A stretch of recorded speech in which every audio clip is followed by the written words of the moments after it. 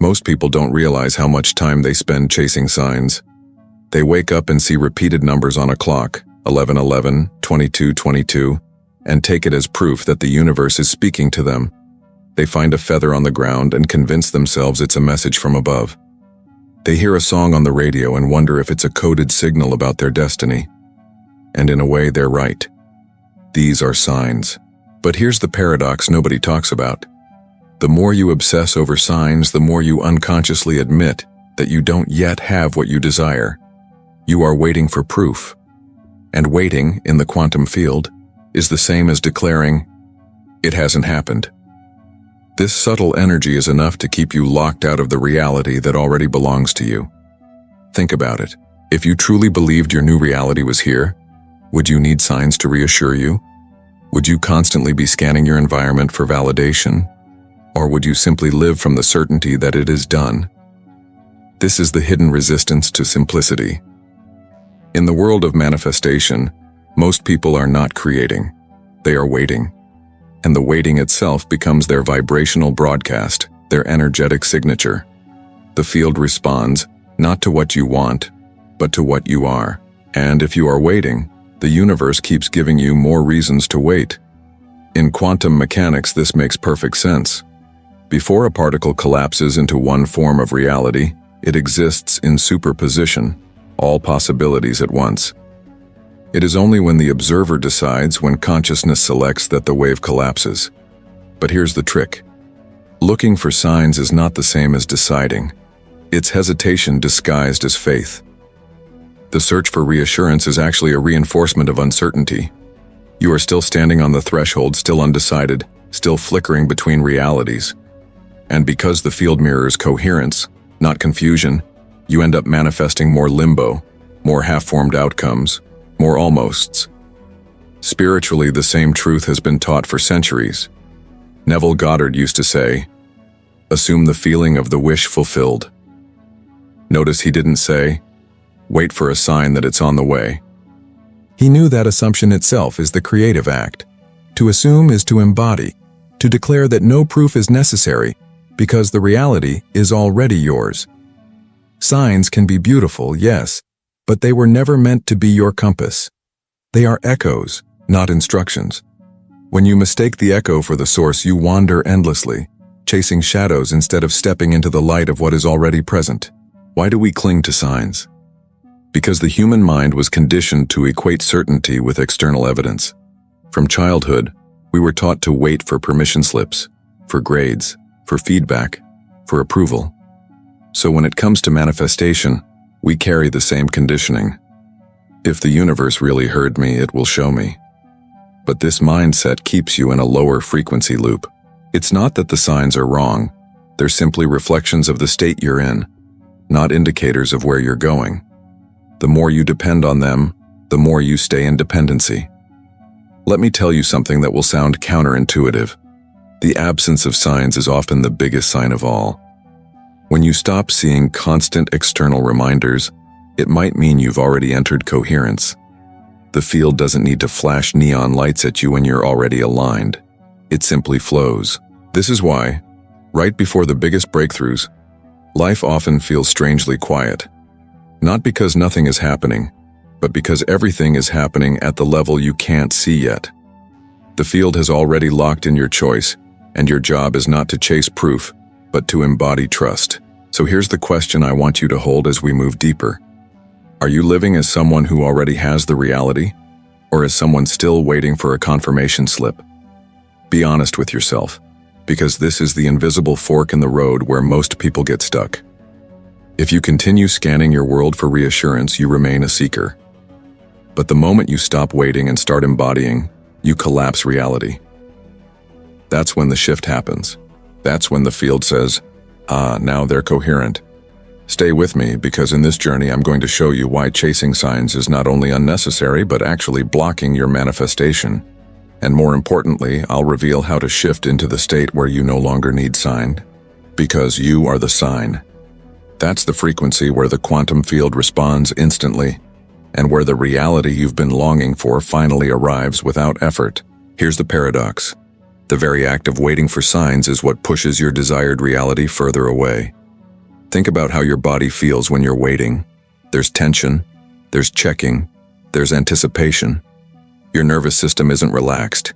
It's scanning for proof. Neuroscience shows us that the brain in this state activates its survival networks, the circuits of doubt, vigilance, and scarcity. Joe Dispenza calls this living in survival versus creation. When your nervous system is on alert, your body is broadcasting a frequency of lack, not fulfillment. And the quantum field responds to that broadcast with precision. It reflects back more situations that confirm your waiting, your doubt, your need for reassurance. Quantum physics makes this even clearer. According to Heisenberg's uncertainty principle, the act of observation determines the state of a particle. But if your observation is charged with uncertainty, is it here yet?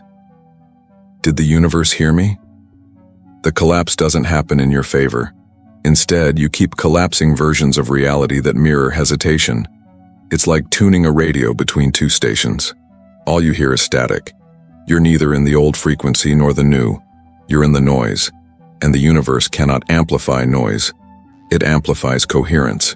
Spiritually, teachers like Florence Scovel Shinn and Neville Goddard understood this long before quantum mechanics gave us the language to explain it. Florence would often remind her students, faith knows it has already received. Not faith waits to see if it will happen. Faith bypasses signs entirely because it operates from knowing, not hoping. Neville went even further, insisting that the only way to manifest is to assume the wish fulfilled, to feel as if the outcome already exists within you. This assumption is not dependent on repeating numbers, feathers, or external confirmation. It is self-generated, and that's why it works. So let's look deeper at why people get trapped here. Signs give the ego comfort. They make you feel like something is happening outside of you, and that reassurance soothes the doubt temporarily. But what happens when the signs stop? For most people, fear creeps back in. They think, the universe forgot about me. Maybe it's not working anymore. This creates an addictive cycle. Seeking signs, feeling reassured, losing signs, falling into doubt, then seeking more signs. And all the while, manifestation doesn't happen. Not because the universe is withholding, but because your frequency is oscillating. The truth is, the universe is not testing you with signs. It's reflecting you. Signs are feedback, not instructions. They don't tell you where to go. They show you where you are. If you keep asking for signs, what you're really asking for is reassurance that you don't yet believe in your own power. And that loop becomes the very frequency you live in. I am someone who needs proof. The field, ever faithful, reflects exactly that. Imagine this. You order something online. Do you sit by the door every hour, refreshing the tracking page, doubting if it's coming? Or do you simply trust the process because you know the order is confirmed? In the quantum field, the order is placed the moment you feel the state of having. The more you track it, the more you delay its arrival. That constant checking is vibrational interference. True manifestation is placing the order, then living as if it's already in your possession. And here's the deeper spiritual key. When you stop needing signs, you enter alignment with your higher self. The God state, as some traditions call it, doesn't need proof. It creates proof. When you embody that level of certainty, the signs may still appear, but they're no longer necessary. They become fun synchronicities, not lifelines. That shift in perception alone collapses the waiting loop and activates the reality where your desire already exists. So ask yourself honestly, are you looking at the world through the eyes of someone who knows or through the eyes of someone who hopes? Because the field cannot be tricked by your words. It responds to your vibration. Hope vibrates with absence. Knowing vibrates with presence. This is why waiting for signs is the most elegant form of self-sabotage. It feels like faith, but it's actually doubt in disguise. Stay with me, because next I'll show you the exact mechanism in both quantum theory and neuroscience that explains why detachment, not waiting, is what collapses reality. Once you understand this, you'll stop chasing signs forever, and you'll finally begin to embody the frequency that makes manifestation effortless. In quantum mechanics, the concept of superposition tells us that a particle can exist in multiple states at once, until it is observed. This means that every possibility of your reality, abundance, love, health, freedom, already exists simultaneously in the quantum field. But here's the twist. When you are constantly waiting for a sign, your observation collapses the field in a state of waiting. The signal you broadcast is not, "I have," but "I am looking for proof." And so the universe mirrors that exact state. It gives you more looking, more waiting, more searching. This is why so many people feel stuck. They are collapsing timelines of absence without realizing it. Neuroscience reveals the same truth through a different lens. Your brain is a prediction machine, constantly projecting expectations into the future. When you look for signs, your brain is reinforcing a pattern of uncertainty. It activates circuits in the prefrontal cortex and limbic system that heighten vigilance, essentially putting your body in a low-level survival mode. Joe Dispenza explains that in this state, the body becomes addicted to the familiar chemicals of anticipation and stress, even though they feel uncomfortable. Instead of being open to new possibilities, you're neurologically rehearsing the old self over and over. You're not free to create. You're biologically trapped in waiting. But when you detach, something profound happens. Detachment doesn't mean you don't care. It means you release the nervous system from surveillance mode. You stop scanning the environment for proof and instead let your awareness rest in the present. Biologically, this activates parasympathetic states, the relaxation response. In this state, your body becomes coherent. Heart rhythms stabilize, brain waves shift into alpha and theta, and your system enters flow. From this place of coherence, your field becomes magnetic. In physics, coherence always amplifies power. When particles align, they resonate as one. Your mind and body become the same. And this resonance is exactly what the quantum field mirrors back as manifestation. Let's connect this to the work of scientists like Dean Radin at the Institute of Noetic Sciences, who has conducted experiments on consciousness and intention. His findings consistently show that intention has measurable effects on physical systems, but only when the intention is coherent, steady, and detached from grasping. In other words, the moment you stop needing the outcome is the moment your consciousness has the greatest impact. The field responds not to desperation, but to coherence. Spiritually, this is why so many traditions emphasize surrender. In Taoism, it's called Wu Wei, effortless action. In Christianity, it's faith that rests in the unseen. In Buddhism, it's non-attachment. Across traditions, the principle is the same. Creation happens not through clinging, but through releasing. Neville Goddard captured it beautifully when he said, "Assume the feeling of the wish fulfilled." He didn't say hope for it or check for signs every day. He said assume, which is another word for detachment. To assume is to let it be, to live as though it already is without struggle. Now let's bring this down to the personal level. Think of a time when something finally worked out for you. Maybe you were trying to meet the right person, land the right job, or even heal from something. Notice how it often happened not in the peak of your striving, but in the moment you stopped obsessing. You let go. You distracted yourself. You shifted into flow, and suddenly it showed up. That wasn't random. That was your field becoming coherent because you weren't interfering with it anymore. You weren't creating static by demanding signs. You were broadcasting clarity through presence. What the quantum field requires is alignment, not effort. And alignment is impossible when you're in constant anticipation. It's like trying to plant a seed and then digging it up every morning to check if it's growing. The very act of checking disrupts the growth. The seed only flourishes when left alone in fertile soil. Your intentions are no different. Plant them, water them with trust, and stop disturbing them with endless checking. Here's the scientific and spiritual paradox combined. Manifestation seems slow when you're waiting for it, but it becomes instant the moment you stop waiting. Why? Because time itself behaves differently in the quantum field. Experiments in retrocausality suggest that effects can influence causes, meaning the outcome can collapse before the conscious choice is even made. In other words, your reality isn't waiting for your timeline. Your timeline is waiting for your state. And your state becomes coherent only when you release the need for proof. So the next time your mind whispers, "Where's my sign?" recognize it for what it is.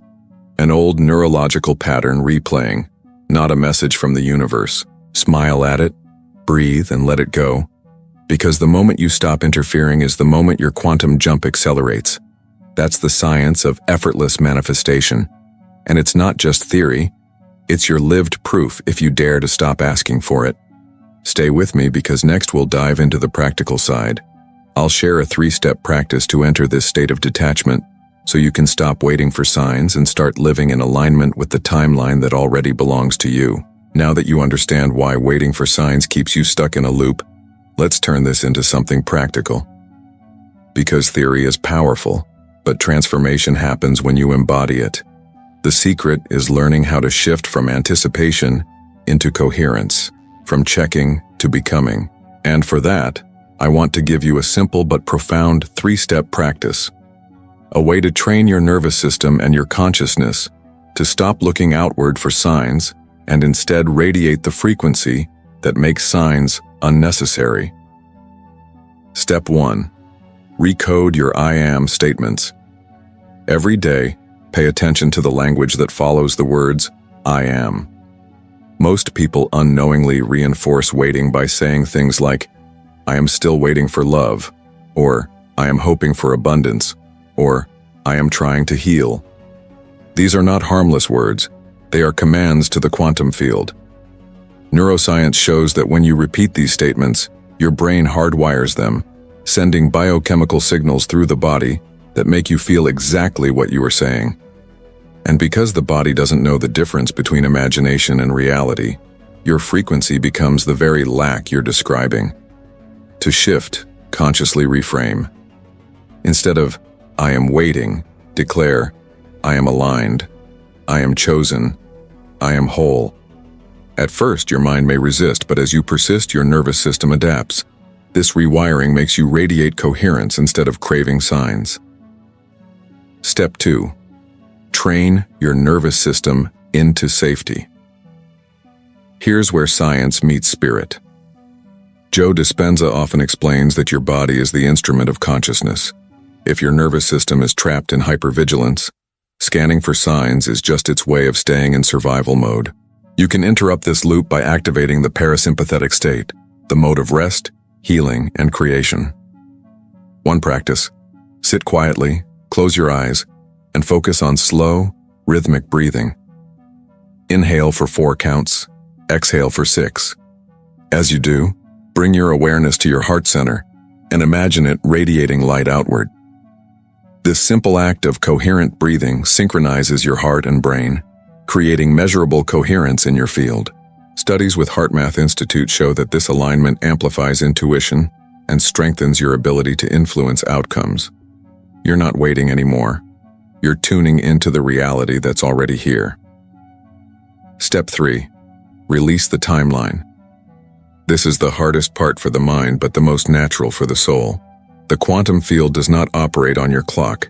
It doesn't care about deadlines or schedules. It responds to readiness, not to urgency. Think of a time when something came into your life out of the blue.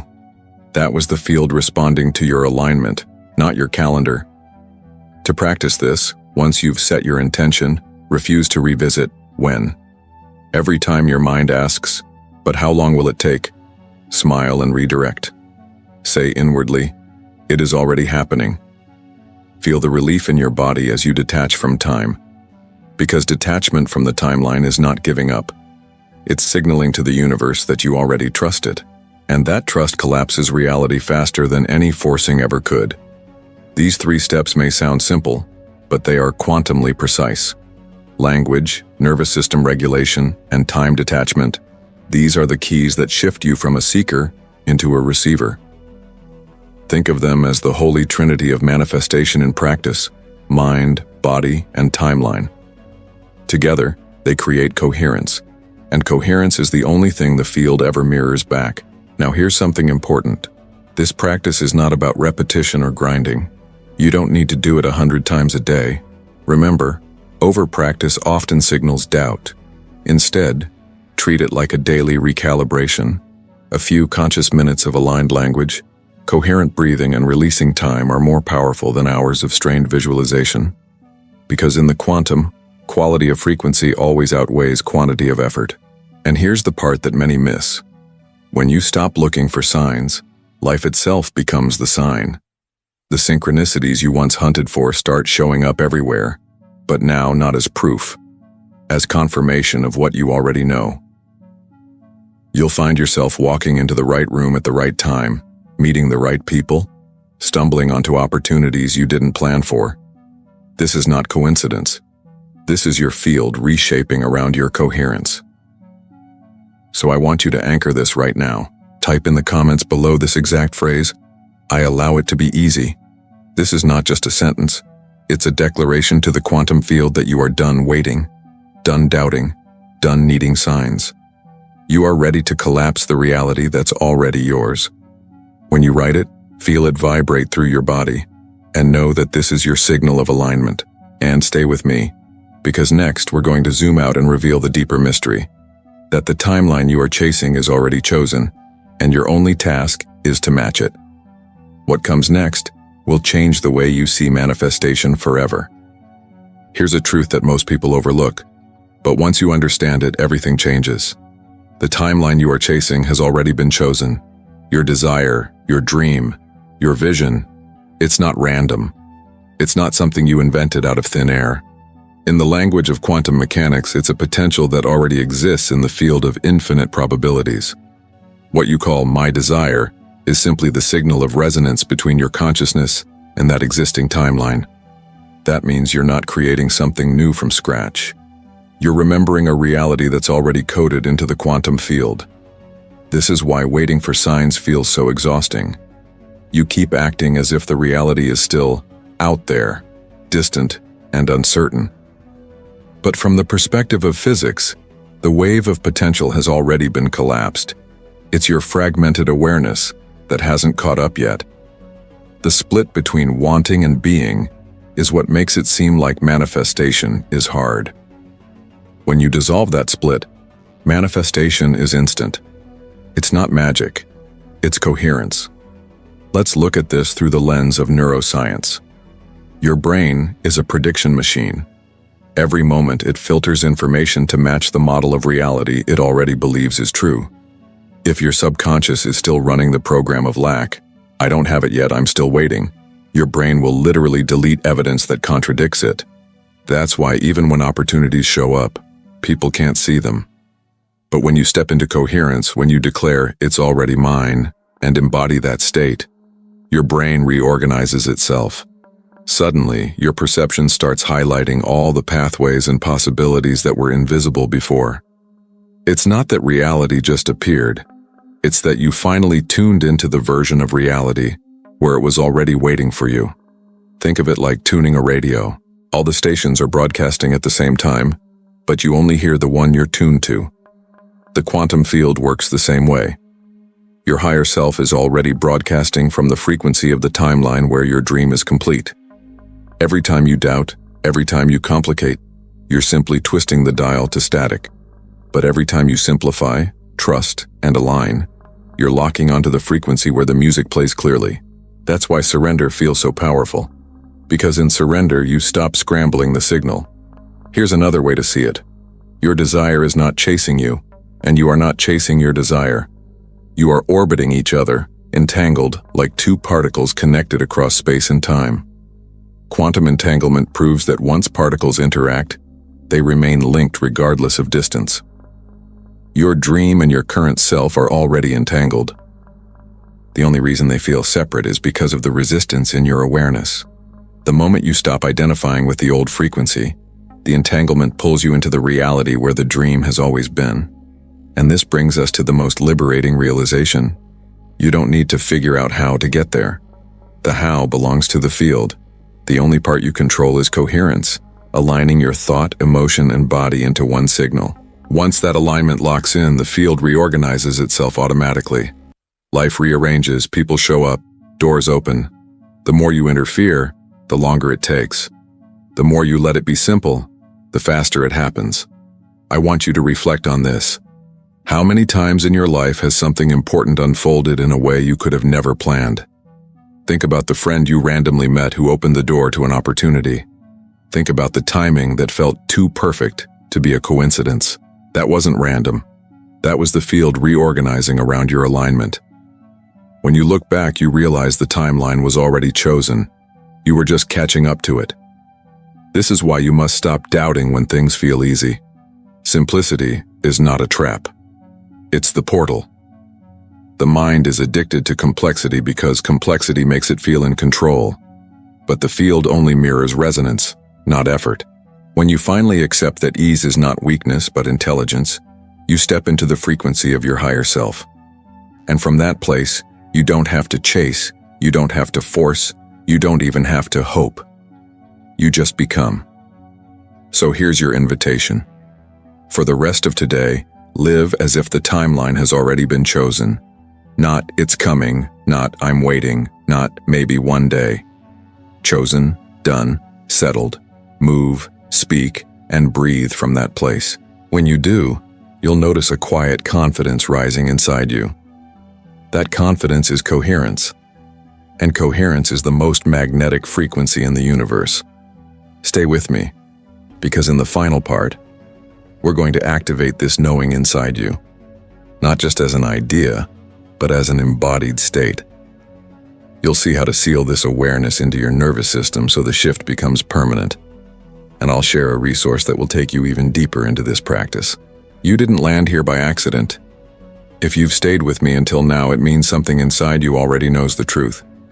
The reality you seek is not out there in the distance. It is here, encoded in the field, waiting for your coherence.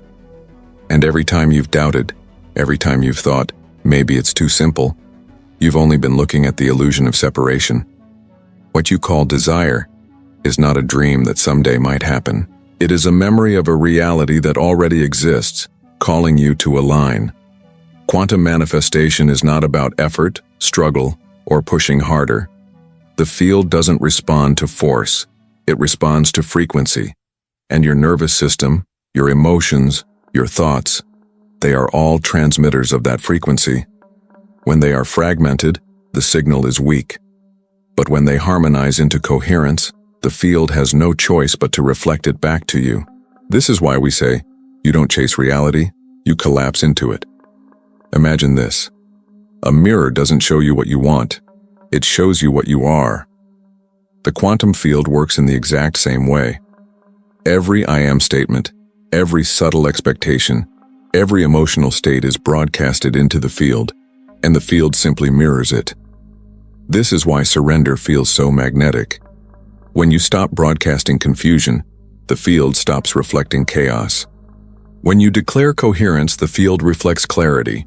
It is that simple and that powerful. So let this become your anchor. You are no longer waiting. You are no longer trying. You are no longer in the frequency of someday.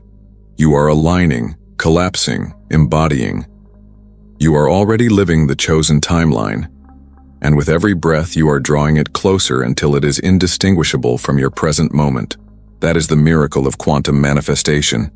Not that you create something new, but that you remember who you already are. And if this message resonated with you, if you feel that shift inside you right now, I've prepared something to take this even deeper. I wrote a guide called Awaken Your Quantum Power, a practical ebook designed to help you stabilize this frequency, master the principles of coherence, and train your nervous system to hold the vibration of your chosen timeline. It's not about effort, it's about precision, and this resource will show you exactly how. You can find the link to the ebook in the pinned comment below. Think of it as your next step, a map to walk into the reality you've already touched here today. Because now it's not about knowing, it's about embodying. And as we close, remember this. The universe has never been testing you, punishing you, or making you wait. It has always been ready. It has only been waiting for you to see that the door was already open. You are not a seeker anymore. You are the signal. You are the mirror. You are the frequency that shifts timelines. So hold this in your heart as you leave this space. The quantum field is not far away.